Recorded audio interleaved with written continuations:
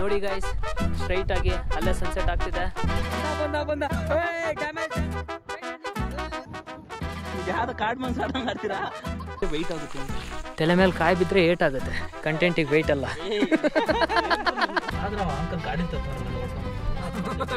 ಗಾಡಿ ನೋಡ್ಕೊಂಡು ಹೋಗ್ತಾರೆ ರೋಡಲ್ಲಿ. ಟ್ರೆಡಿಷನಲ್ ಫಾರ್ಮರ್ಸ್ ಅವರು ಮುಂಚೆ ನೋಡಿದ್ರಲ್ಲ, ಅವರೆಲ್ಲ ರಿಫಾರ್ಮರ್ಸ್ ಆ್ಯಕ್ಚುಲಿ. ನೆಲಕ್ಕೆ ತಾಡ್ತಿದ್ರಲ್ಲ, ಇಟ್ಕೊಂಡು ಕುತ್ಕೊಂಡಿದ್ರು ಒಳಗಡೆ. ಆಟೋದವ್ರು ಮಾತ್ರ ಮಸ್ತು. ಹಾಯ್ ಹಲೋ ಗೈಸ್, ಎಲ್ಲರಿಗೂ ನಮಸ್ಕಾರ. ಇವತ್ತು ನಾವು ಮತ್ತೆ ಈ ವ್ಲಾಗಲ್ಲಿ ಹೋಗ್ತಾ ಇದ್ದೀವಿ ರಂಗಾಯಣ ರಘು ಮನೆಗೆ. ಏನು ಅದು ಹೆಸರು? ಸೊ ಇವತ್ತು ನಾವು ಹೋಗ್ತಾ ಇದ್ದೀವಿ ರಂಗರಾಯನ ದೊಡ್ಡಿ ಲೇಕ್ಗೆ. ಅದಿರೋದು ರಾಮನಗರಲ್ಲಿ. ಇವತ್ತು ಇಂಡಿಪೆಂಡೆನ್ಸ್ ಡೇ, ಸೊ ಎಲ್ರಿಗೂ ಹ್ಯಾಪಿ ಇಂಡಿಪೆಂಡೆನ್ಸ್ ಡೇ. ನೋಡ್ತಾ ಇರ್ಬೋದು ಕ್ಲೈಮೇಟು ಆಲ್ಮೋಸ್ಟ್ ಮಳೆ ಬರೋಂಗೆ ಕಾಣಿಸ್ತಿದೆ. ನೋಡೋಣ, ಅಲ್ಲಿ ಹೋದ್ಮೇಲೆ ಮಳೆ ಏನಾದರೂ ಜಾಸ್ತಿ ಬಂದರೆ ಆಚೆ ಹೋಗೋದಕ್ಕಾಗಲ್ಲ. ಮಳೆ ಬರದೇ ಇರಲಿ ಅಂತಲೇ ಕೇಳ್ಕೊತೀನಿ.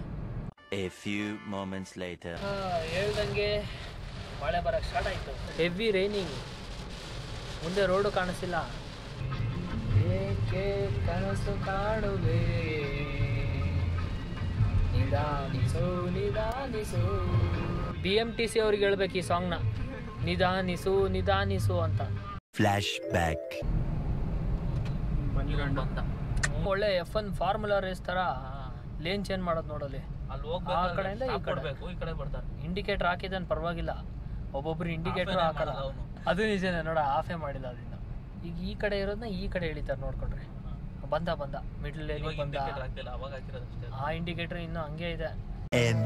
Flash back. ಮೋಡ ಕ್ಲಿಯರ್ ಆಯ್ತು ನಮಗೋಸ್ಕರ. ಇದಕ್ಕೆ ಶಿವನ್ ಸಮುದ್ರ ಹೋದಾಗ ಇವ್ನು ಇರ್ಲಿಲ್ಲ ಅನ್ಸುತ್ತೆ. ನಾನು ಇರ್ಲಿಲ್ಲ, ರಾಕೇಶ್. ಮಳೆ ಬಂದು ನಿಂತ ಮೇಲೆ ಈ ನೇಚರ್ದು ಟ್ರೂ ಕಲರ್ ಎಲ್ಲ ಆಚೆ ಬಂದ್ಬಿಡುತ್ತೆ. ನೀವು ಬೈತಾ ಇದ್ದೀರಾ, ಹೊಗಳ್ತಾ ಇದ್ದೀನಿ. ಕಲರ್ ನೋಡು ಎಷ್ಟು ಗ್ರೀನ್ರಿ ಆಗೈತೆ. ಈ ರೋಡ್ ನೋಡು, ಎಲ್ಲ ಒರಿಜಿನಲ್ ಕಲರಿಗೆ ಬಂದ್ಬಿಡ್ತು ಅಲ್ವಾ. ಸೊ ಡಾರ್ಕ್ ಕ್ಲೌಡ್ಸ್ ನಿಮ್ಮ ಜೀವನದಲ್ಲಿ ಯಾವಾಗ ಬರುತ್ತೆ ಅಂದ್ರೆ ನಿಮ್ಮ ಬ್ಯಾಡ್ ಡೇಸ್ ಹೋದ್ಮೇಲೆ ಒಂದ್ ಒಳ್ಳೆ ಡೇಸ್ ಬರುತ್ತೆ. ಅದಕ್ಕೆ ನೀವು ವೆಯ್ಟ್ ಮಾಡ್ಬೇಕು. ಪ್ರದೀಪ್ ಈಶ್ವರ್ ಯಾವ್ದಾದ್ರು ವಿಡಿಯೋ ನೋಡ್ಕೊಂಡ್ ಬಂದಿದ್ದೀರಾ?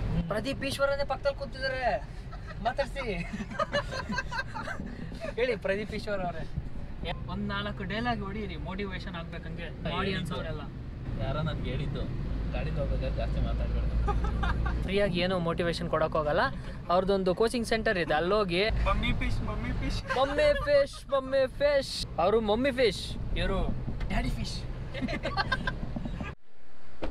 ಆನ್ ದ ವೇ ಇಲ್ಲೊಂದು 7 Hills ಗ್ರೀನ್ ಪ್ಯಾಲೇಸ್ ಅಂತ ಒಂದು ರೆಸ್ಟೋರೆಂಟ್ ಕಾಣಿಸ್ತಿತ್ತು. ಲಂಚ್ಗೆ ಇಲ್ಲಿ ಸ್ಟಾಪ್ ಮಾಡಿದ್ದೀವಿ. ಸುತ್ತಮುತ್ತ 7 ಬೆಟ್ಟ ಇರಬೇಕು ನಾವು. ಹಾಂ ಇರ್ಬೋದೆ. We are pure vegetarians.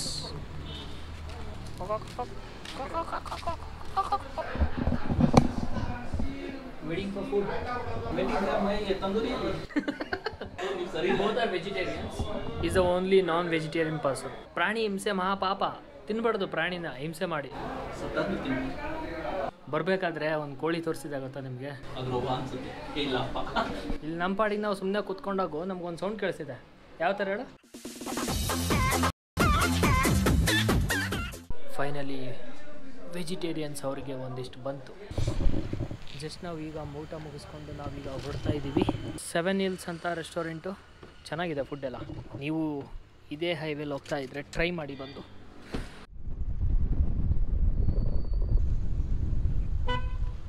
ಇಲ್ಲೇ ಎಲ್ಲಾದರೂ ಪಾರ್ಕ್ ಮಾಡಬೇಕಷ್ಟೇ, ಇಲ್ಲಿಂದ ನಡ್ಕೊಂಡು ಹೋಗ್ಬೇಕು. ಹೌದಾ? ಸಮಯ ಸುಮಾರು ಎಷ್ಟು? 4:20 ಪವನ್ ಪರ್ಫೆಕ್ಟ್ ನಂಬರ್. ನಾನು ಅಬ್ಸರ್ವ್ ಮಾಡಿಲ್ಲ ಅಷ್ಟು. ಅಲ್ಲಿ ಹಾಕಿರೋ ಅವ್ರಲ್ಲಿ ಕಿತ್ತಾಡ್ತಾರೆ, ಎತ್ಕೊಂಡು ಹೋಗ್ತಾರೆ. ಇರು ಇಲ್ಲೇ ಇರು, ಎತ್ಕೊಂಡು ಹೋಗ್ತಾರೆ. ಕರ್ಕೊಂಬರ್ಬೇಕಾದ್ರೆ ಪೀಸ್ ಆಗಿರುತ್ತೆ ಅಂದ್ರೆ ಅಲ್ವಾ? ಇಲ್ಲ, ಇಲ್ಲಿ ಇವರು ಪೀಸ್ಗೋಸ್ಕರ ಪ್ರೊಟೆಸ್ಟ್ ಮಾಡ್ತಾ ಇದ್ದಾರೆ. ಮೋಸ್ಟ್ಲಿ ಮೇಲೆ ಏರ್ಬೇಡ್ರಿ ಅಂತ ಬೈತಿರ್ಬೇಕು ಯಾರಿಗಾದ್ರು. ಫೈನಲಿ ಗೈಸ್ ನಾವು ಬಂದು ರೀಚ್ ಆದ್ವಿ ರಂಗಾಯಣ ದೊಡ್ಡಿ ಕೆರೆಗೆ. This is the lake that we were talking about.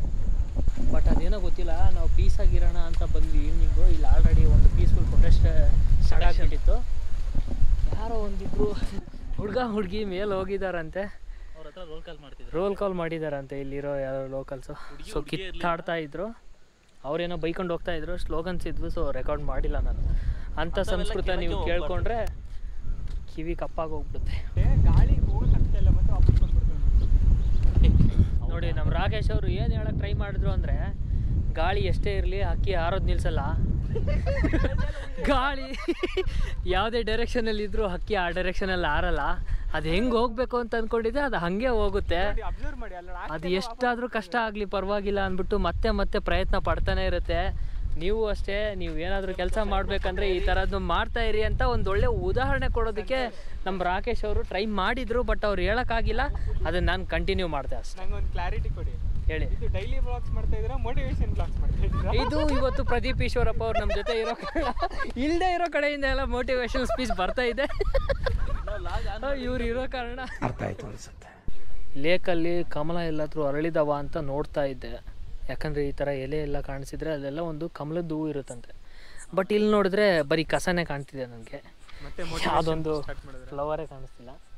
ಇದರಿಂದ ನೀನು ಏನು ಮೋಟಿವೇಟ್ ಆದೆ ರಾಕೇಶ್, ಪ್ಲೀಸ್ ಹೇಳಿ. ನಂಗೆ ಅರ್ಥ ಆಗ್ತಿಲ್ಲ, ನೀವೇ ಹೇಳಿ. ಕೇಳಿದ್ದು ಸುಳ್ಳಾಗಬಹುದು, ಹೇಳಿದ್ದು ಸುಳ್ಳಾಗಬಹುದು, ನಿಧಾನಿಸಿ ಯೋಚಿಸಿದಾಗ ನಿಜವೂ ತಿಳಿಯುವುದು. ಸರ್ವಜ್ಞ ಇಲ್ಲ, ಇದು ಯಾವುದೋ ಒಂದು ಸಾಂಗ್ ಇದೆಯಲ್ಲ, ಆ ಡೈರೆಕ್ಟರ್ ಹೆಸರು ಹಾಕ್ಬೋಣ ಲಾಸ್ಟಲ್ಲಿ.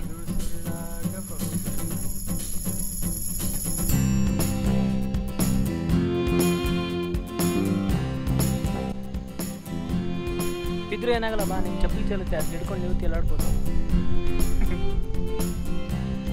ಯಾವ ಬಾತು ಮರ ಬೈ ಹಾಮದ್ ಅಲ್ಲಿ ಏರೋದಕ್ಕಿಲ್ಲ ಎಲ್ಲೋ, ಸೊ ಅಲ್ಲಿ ಹೋಗ್ಬೇಡ. ಮೇಲೆ ಫುಲ್ಲು ಏರೋಂಗಿಲ್ಲ ಆ್ಯಕ್ಚುಲಿ. ನಾವು ಗೊತ್ತಲ್ಲ, ನೀವು ಗೊತ್ತಿಲ್ಲ ಗುರು, ಹೇಳ್ರಿ ಏನು? ನಾನು ಹುಡುಕ್ತಾ ಇದ್ದೀನಿ, ಸಿಗ್ತಾ ಇಲ್ಲ. ನಿಮ್ಮನ್ನು ನೀವೇ ಹುಡ್ಕೊಳ್ತಿದ್ದೀರಾ. ನಮ್ಮಲ್ಲಿ ನಾವು ಹುಡ್ಕೊತಾ ಇದ್ದೀವಿ. ಅದಕ್ಕೆ ನಿಮ್ಮ ಜೊತೆಗೆ ಬಂದು ನಾವು ಹುಡ್ಕೊಡ್ತೀನಿ ಅಂದ್ಕೊಂಡಿದ್ಯಾ?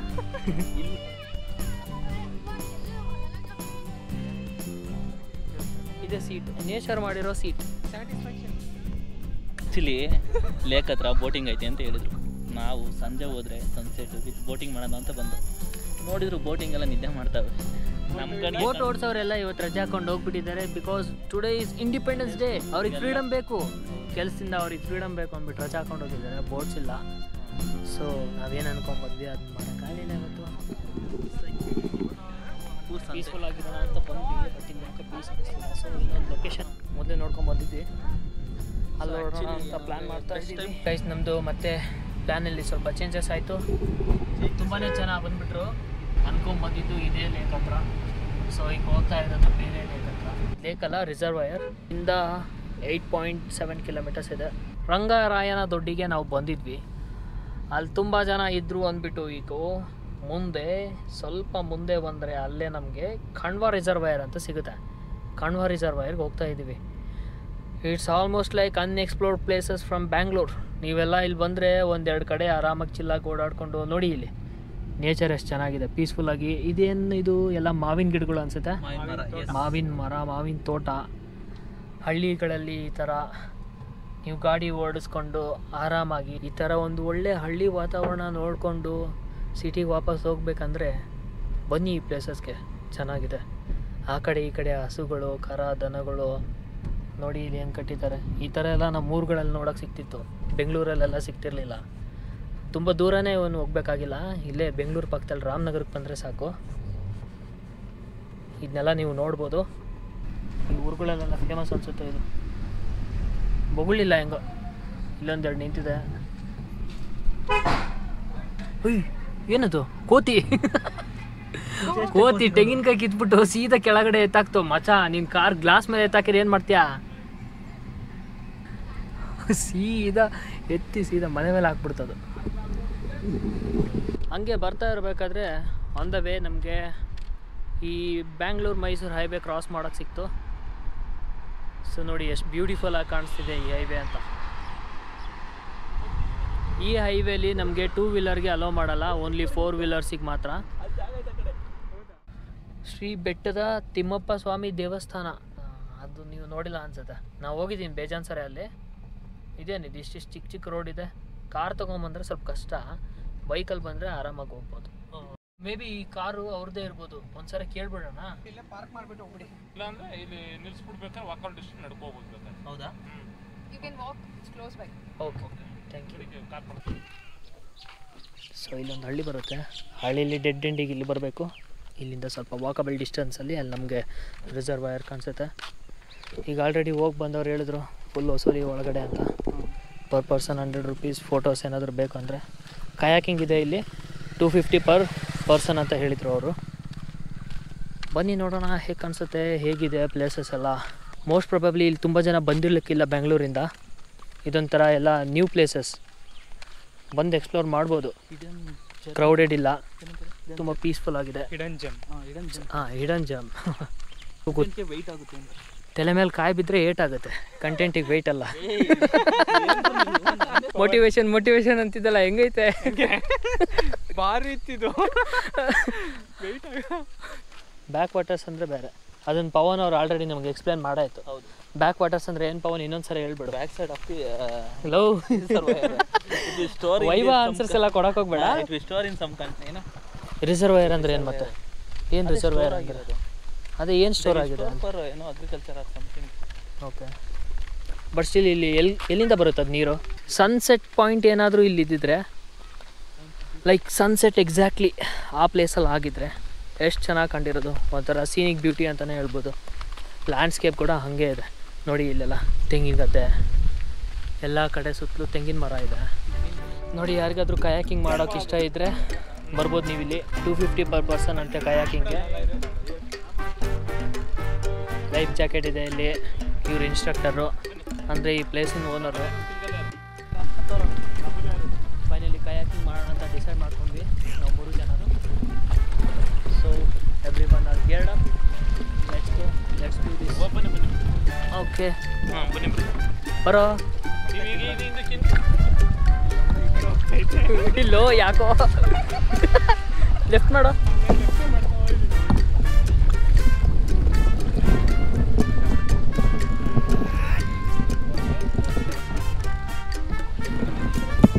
ಬನ್ನಿ ಬನ್ನಿ.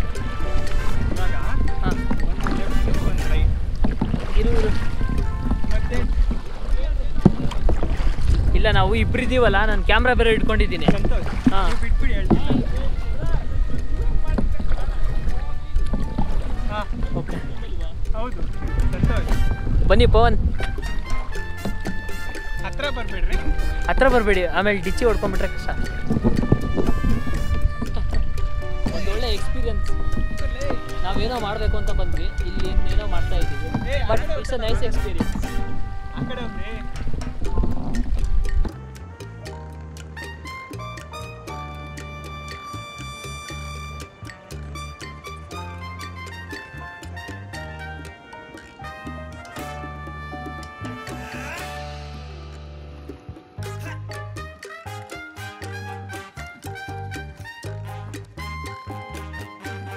ನೋಡಪ್ಪ, ಆಮೇಲೆ ತಳ್ಳು ಅಂದರೆ ಬಿಡಿಸ್ಬಿಡಿಯಾ?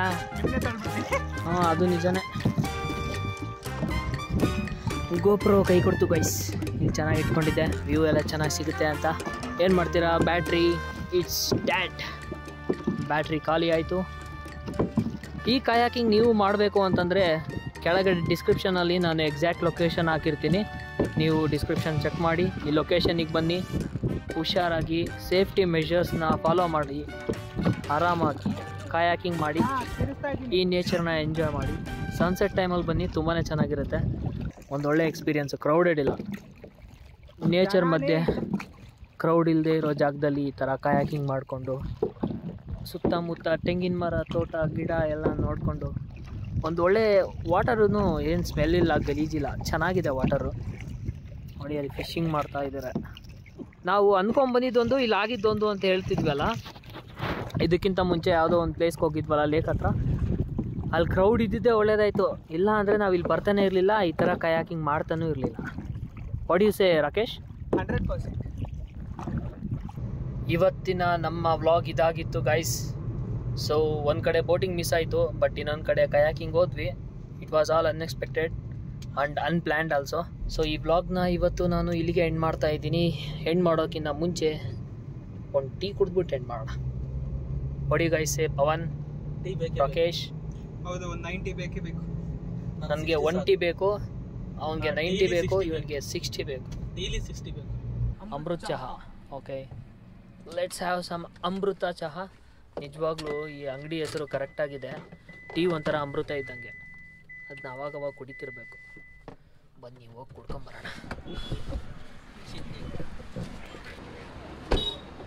ಫೈನಲಿ ಅಮೃತ ಟೀನ ಕುಡಿತಾ ಇದ್ದೀವಿ.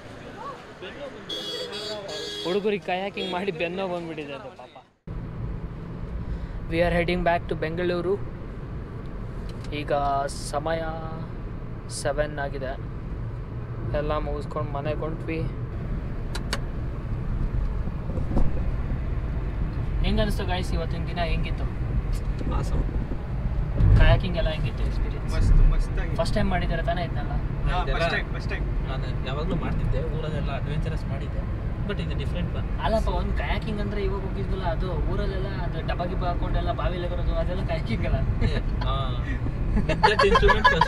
Second time. ಸರಿ ಆಯಿತು. ನನ್ನ ದಾಂಡೇಲಿ ಫಸ್ಟ್ ಟೈಮ್ ಮಾಡಿದ್ದು. ಆಗಿತ್ತು. ದಾಂಡೇಲಿ. ದಾಂಡೇಲಿ ಅದು ಬೇರೆ, ಅದು ಕಯಾಕಿಂಗ್ ಅಲ್ಲ. ಅದು ರಿಯರ್ ರಾಫ್ಟಿಂಗ್. ರಿವರ್ ರಾಫ್ಟಿಂಗ್ ಅಲ್ಲೂ ಕೊಡ್ತಾರೋ ಇದು? ಕಯಾಕಿಂಗ್ ಗೊತ್ತಿಲ್ಲ ನನಗೆ. ನಾನು ಮಾಡಿದ್ದು ಮೊದಲನೇ ಸಾರಿ, ತುಂಬ ಚೆನ್ನಾಗಿತ್ತು. 250 per person ಅಂತೆ. But it was really worth of the money. What we I think ನಾವು 200 ಕೊಟ್ಟು ಕಮ್ಮಿ ಮಾಡ್ಕೊಂಡು ಸ್ವಲ್ಪ ಕ್ಯಾಮ್ರಾ ಇರೋದು ಕಮ್ಮಿ ಮಾಡಿದ್ರು. ಇದೊಂದು ಎಲ್ಲ ಕಡೆ ಅಡ್ವಾಂಟೇಜ್ ಆಗ್ತಿದೆ ನನಗೆ ಇವತ್ತು. ಇಷ್ಟ ಆಗಿತ್ತು ಇವತ್ತಿನ ಎಕ್ಸ್ಪೀರಿಯನ್ಸ್. ತುಂಬಾ ಚೆನ್ನಾಗಿತ್ತು. ನೀವು ಹೋಗಿ ಒಂದ್ಸಲ ಟ್ರೈ ಮಾಡಿ. ಇಲ್ಲದೆ ಇರೋದೆಲ್ಲ ಮಾಡ್ಕೊಳಕ್ಕೆ ಹೋಗ್ಬಿಡಿ. ನೀರಲ್ಲಿ ಸೇಫ್ಟಿ ಮೆಷರ್ಸ್ನ ತೊಗೊಂಡು ಆರಾಮಾಗಿ ಎಂಜಾಯ್ ಮಾಡಿಕೊಂಡು ನಿಮ್ಮ ಡೇನ ಬರ್ಬೋದು. ಸೊ ಎಕ್ಸಾಕ್ಟ್ಲಿ ನಾನು ಹೇಳಿದ ಥರ ಡಿಸ್ಕ್ರಿಪ್ಷನಲ್ಲಿ ಇರುತ್ತೆ, ಹೋಗಿ ಚೆಕ್ ಮಾಡಿ. And also please don't forget to subscribe to my channel. ನಮ್ಗೆ ಲೈಕ್ ಆಗಿದ್ದರೆ ಲೈಕ್ ಮಾಡಿ. ಇಲ್ಲಿಗೆ ಈ ವ್ಲಾಗ್ನ ಮುಗಿಸ್ತಾ ಇದ್ದೀನಿ. ಮತ್ತು ಮುಂದಿನ ವ್ಲಾಗಲ್ಲಿ ಸಿಗೋಣ. ಅಲ್ಲಿವರೆಗೂ ಟೇಕ್ ಕೇರ್. ಬಾಯ್ ಬಾಯ್.